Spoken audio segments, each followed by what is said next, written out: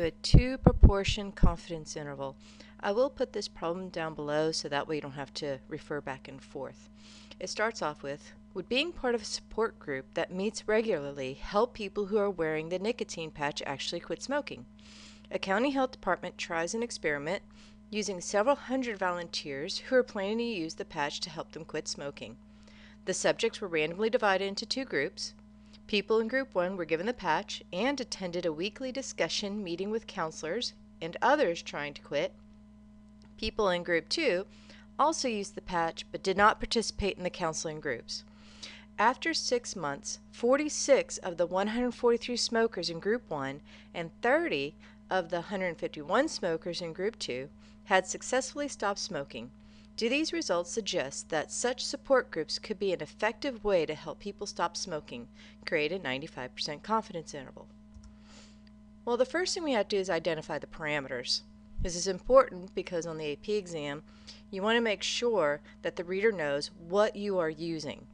So in this one, P1 is going to be the proportion of smokers in Group 1 who quit smoking, and P2 is going to be the proportion of smokers in Group 2 who quit smoking.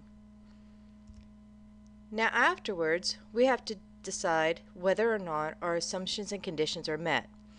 Here, what we have is randomization conditions. In the problem itself, it says that the smokers were randomly assigned to their groups. Next, we have a 10% condition.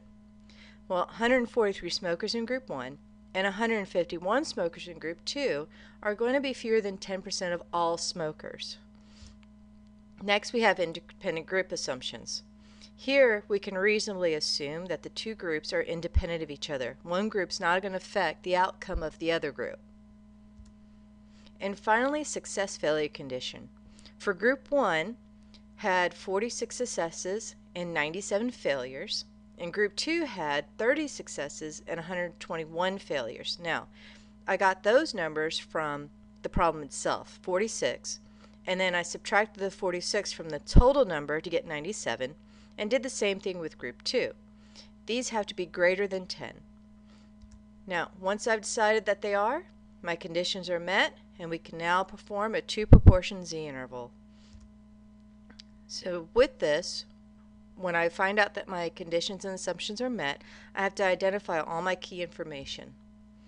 First thing is, for Group 1, the sample size is 143, the number of successes was 46, and my p-hat is going to be about 0.322. For Group 2, my sample size is 151, my successes was 30, and my p-hat is going to be approximately 0.199.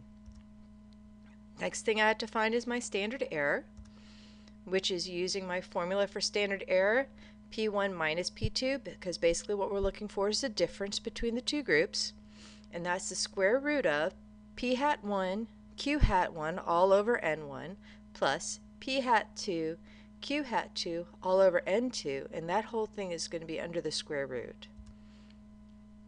So then I go ahead and perform that calculation, and what that gives me is 0.051. Now, where I got my Q hat 1 was basically I took my failures that I listed in my success failure and divided that by the sample size. That's where I got the 0.678. I could also just do 1 minus P hat to get Q hat. Same thing with the other sample. I can get my P hat 2, and to get Q hat 2, I just do 1 minus P hat 2.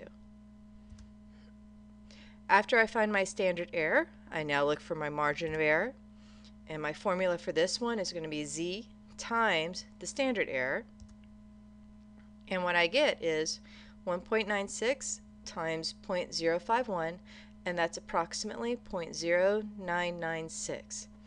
Now, 1.96, that's the z-score for a 95% confidence interval. Now I'm going to go ahead and write out my confidence interval.